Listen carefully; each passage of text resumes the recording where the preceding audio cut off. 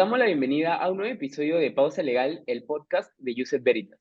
Mi nombre es Sergio Jiménez y hoy en la sección Pausa por tus derechos abordaremos el tema de la ley del teletrabajo, la cual ha entrado en vigencia a partir del presente año.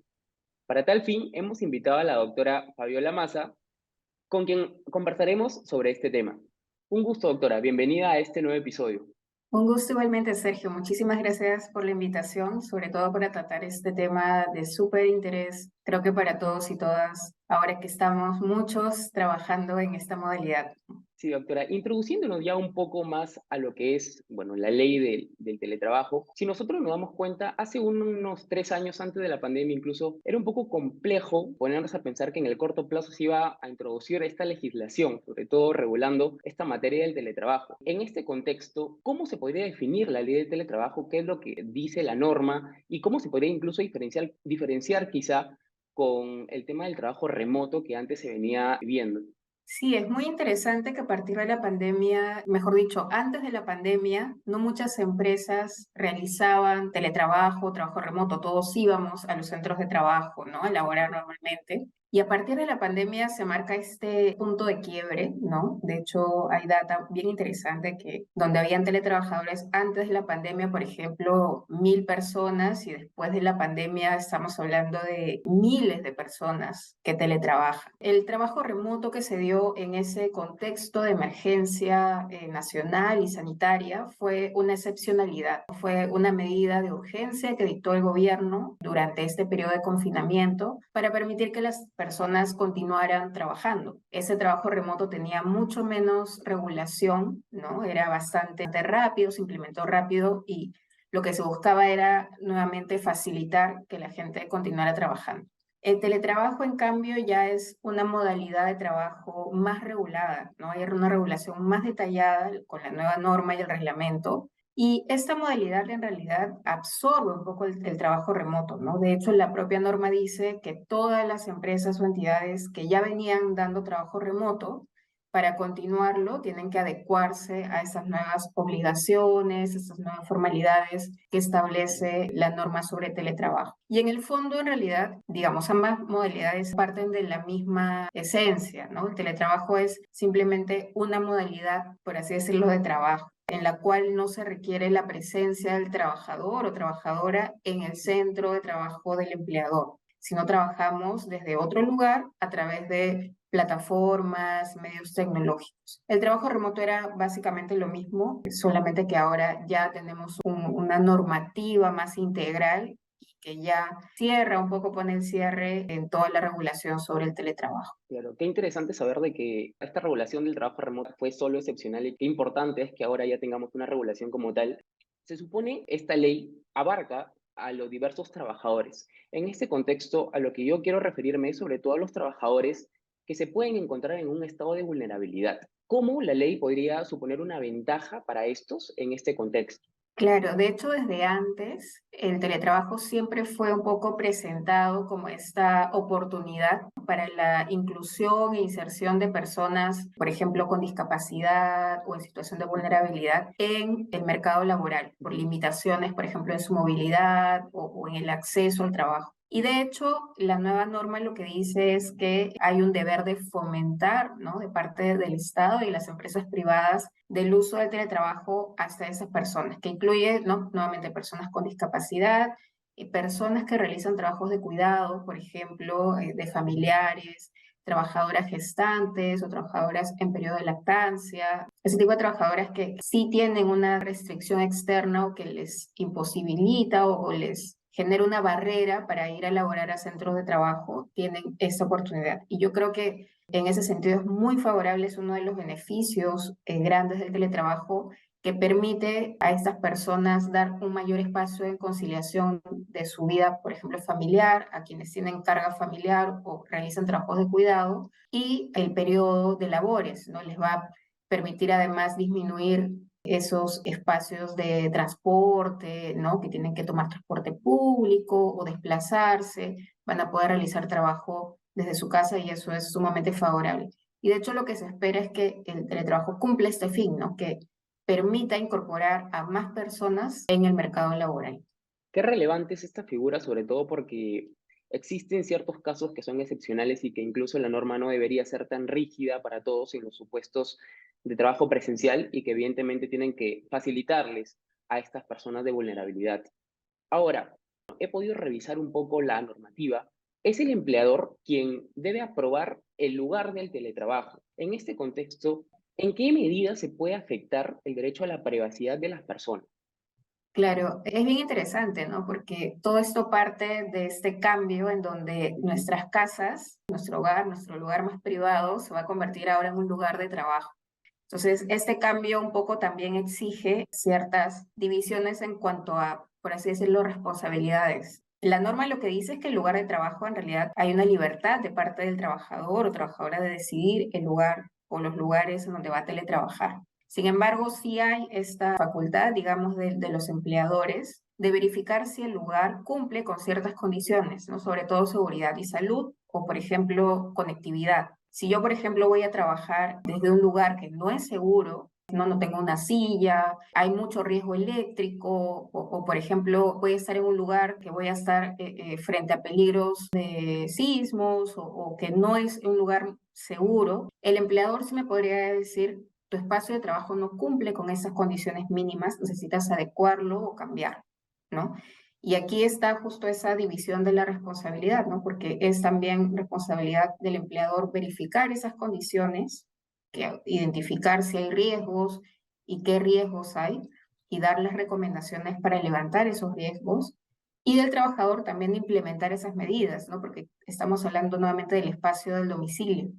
Entonces, yo voy a tener que asegurarme que mis cables no me obstaculicen el paso, que mis enchufes estén bien, ¿no? No voy a sobrecargar tomacorrientes. Entonces, hay un tema de prevalencia de resguardar seguridad y salud que se balancea con el tema de privacidad. ¿Tengo derecho a la privacidad? Sí, la norma incluso lo reconoce y establece ciertas garantías. Por ejemplo, el empleador no puede entrar a mi casa así nomás, tiene que haber una autorización previa. Ujú. O si estamos en una reunión, el empleador tampoco puede grabar, ¿no? La llamada sin autorización, hay un consentimiento previo que se exige, pero sí también hay este espacio donde el empleador puede realizar inspecciones o verificaciones sobre el lugar de trabajo, justamente enmarcado en esa prevención, digamos, en materia de seguridad y salud. Lo más importante es resguardar acá la integridad y salud del trabajador. Eso, digamos, tiene más peso y por ello la norma mismo da esas facultades del empleador de verificar esas condiciones. Claro, qué interesante. Y siguiendo en esta misma línea, con respecto a lo que ha mencionado, ¿cómo se podría aplicar esto a los practicantes? Sobre todo teniendo en cuenta de que estos están en constante movimiento, que están en la universidad, que están en su casa, que están en el trabajo.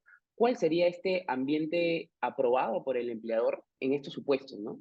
Claro, ahí va a depender mucho de los propios medios o condiciones en las que se encuentre el practicante, ¿no? La norma del trabajo también se aplica a practicantes. Lo único que hay que tener en cuenta es que siempre se tiene que priorizar el objetivo de formación o el objetivo Ujú, formativo del practicante. Los ujú. practicantes están, digamos, bajo este vínculo con una empresa, con una entidad para aprender o para entrenarse, y eso es lo que se tiene que priorizar. Y sobre el lugar va a depender mucho del lugar con el que cuenta el propio practicante, ¿no? Y ahí el empleador lo que normalmente verificar es si el espacio cumple o no. Si el practicante está en continuo desplazamiento, va a tener que declarar un lugar, ¿no? Porque tampoco puede realizar teletrabajo en un vehículo o, por ejemplo, en la calle. Eso lo puede exponer incluso a riesgos también, ¿no? Incluso está de seguridad personal o de los bienes o equipos que pueda tener. Por eso es bien importante delimitar un poco el lugar, ¿no? Tiene que ser un lugar realmente seguro, tanto para trabajador o para practicante. Y en los practicantes sí hay que respetar el horario también, horarios de clases, por ejemplo, practicantes profesionales o preprofesionales, la jornada máxima y en el caso de los preprofesionales, tema de las clases, por ejemplo, ¿no? Tiene que haber ahí un respeto de ese horario. Claro, una de las cuestiones que se me viene ahorita con lo que menciona es que en el caso de los practicantes que de repente va a trabajar en la universidad, ¿se debe precisar que es la universidad o un ambiente en específico? Tiene que ser un ambiente específico. Nuevamente, el estar en continuo movimiento, desplazamiento, Ujú. imposibilita o dificulta que el empleador pueda identificar a qué riesgo estuvo expuesto, porque de eso va a depender qué el empleador puede hacer o no para prevenir un accidente. Pero si el empleador no sabe, va a ser imposible prever, digamos, la ocurrencia de un accidente. Por ejemplo, si un practicante estaba tomando una videollamada en la calle, ¿no? Trabajando en la calle, y cruza y ocurre un accidente de tránsito, por ejemplo, sufre un Ujú. accidente de tránsito. Si el empleador no sabía esa, digamos, esa situación, no había forma de prevenir, ¿no? De decir, esas son las pautas, estos límites, ¿no? Por eso es bien importante. Hay una corresponsabilidad de alguna forma, ¿no? Porque también el teletrabajo exige, así como es muy beneficioso, exige de quienes trabajamos también esta responsabilidad de cuidar nuestra propia seguridad y salud en nuestro espacio privado, ¿no? Entonces, por eso es importante que la declaración sobre el lugar sea sobre un espacio. Claro. Ahora, en su respuesta, encontraba un término en el cual me quisiera detener un poco más, que es el tema de los accidentes de trabajo, lo cual me parece que es algo muy controversial, ¿no? En base a mucha legislación, no solamente peruana, sino extranjera. Y es que, ¿cuándo se puede definir un accidente de trabajo en la modalidad de teletrabajo? ¿En qué lugar? ¿Cuándo aplicaría? ¿Cuándo no aplicaría? ¿Cómo se regularía este contexto? Hay mucha discusión en torno a ese tema porque el teletrabajo es más o menos reciente, ¿no? Entonces, Ujú.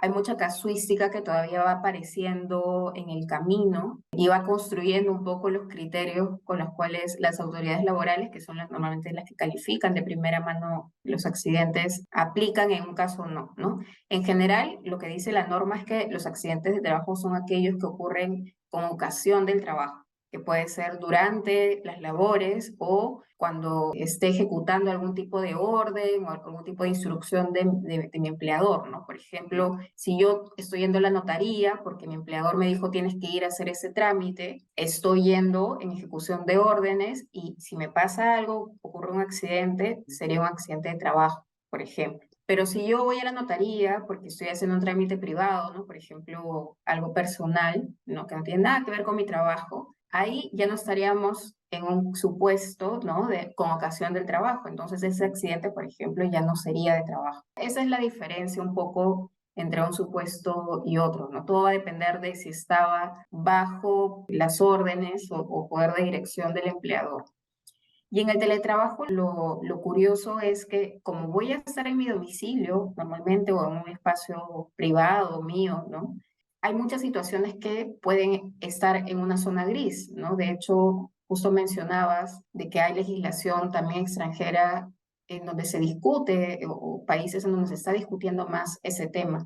En España, por ejemplo, hubieron unas calificaciones sobre accidente de trabajo respecto de casos en donde el trabajador se paraba al baño, por ejemplo, y se cayó en el pasillo. O una trabajadora que fue a tomar un vaso de agua y se cayó, se cortó con un cristal de una puerta. Situaciones que no están dentro de las labores en sí, pero que ocurren durante el teletrabajo.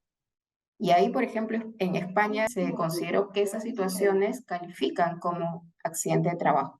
Igual hay que mirar, digamos, estos criterios de una forma bastante, digamos, estricta, por así decirlo, porque para ellos esta calificación de accidente de trabajo tiene consecuencias en cuanto a la cobertura de seguridad social en muchos casos, que es algo distinto a hasta qué punto el empleador tiene responsabilidad sobre las causas del accidente, ¿no? ¿Qué tanto puede prever un empleador en una casa, ¿no? Cuando no conocemos cómo son las escaleras, si que hay una puerta de vidrio.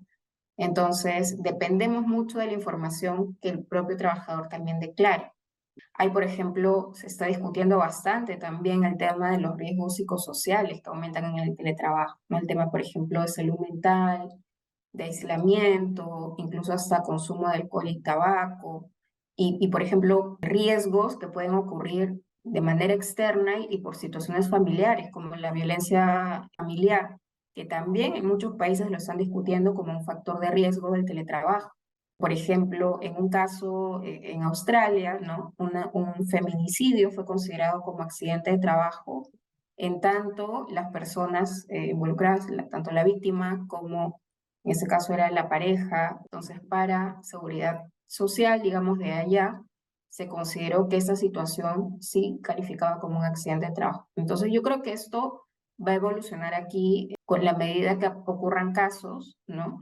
Lo más importante desde cara, por ejemplo, a un empleador es mantener su deber de prevención, no ser bastante incisivo con identificar cuáles son los riesgos a los que está expuesto cada teletrabajador en sus domicilios, ¿no? Conocer esa realidad para poder hacer las recomendaciones, ¿no? Capacitaciones, sugerencias sobre qué es lo que tiene que hacer el teletrabajador para evitar que ese riesgo genere un accidente o algún daño a su salud. Qué interesante estos ejemplos, tanto de España como de Australia que menciona, sobre todo el de España, quizá porque nuestra legislación suele adoptar muchas de las costumbres españolas, ¿no? Pero como usted menciona, esto ya es un tema que se va a ir evolucionando en base a los casos que se vayan presentando en nuestro país. Así que solamente quedaría esperar al respecto. Doctora, quizá unas palabras finales. Muchísimas gracias. Creo que como reflexión final es que el teletrabajo es una modalidad muy beneficiosa, ¿no? Tiene muchas ventajas, tanto para empleadores, especialmente para trabajadores, hasta algunos dicen que tiene esas ventajas ambientales, ¿no? Porque disminuye la cantidad de vehículos en las calles. Sin embargo, también hay retos, ¿no? Hay retos como el tema de seguridad y salud, de prevención, que nos exige, creo, una mirada distinta de las relaciones de trabajo, ¿no? Ya un poco, si ya de por sí la evolución de las relaciones de trabajo nos exige cambiar nuestra perspectiva sobre el derecho laboral, ahora, cuando nuestras casas se están convirtiendo en lugares de trabajo, creo que esto va a significar un nuevo quiebre, un nuevo cuestionamiento sobre la regulación laboral en general, ¿no? Muchísimas gracias, doctora Fabiola, por sus muy interesantes aportes. Estoy seguro de que más de una persona, al igual que yo, se ha interesado en este tema que es reciente y que evidentemente aún requiere mucha investigación y, bueno, como también se mencionó, mucha casuística con la cual nos vamos a basar más adelante. Asimismo, les queremos agradecer a todos nuestros oyentes por escucharnos en este episodio de Pausa Legal. No olviden que nos pueden encontrar en todas nuestras plataformas de podcast y YouTube. Además, no olviden seguirnos en nuestras redes sociales de Instagram y de TikTok como Pausa Legal y como Yuset Veritas. Muchísimas gracias y hasta un nuevo episodio.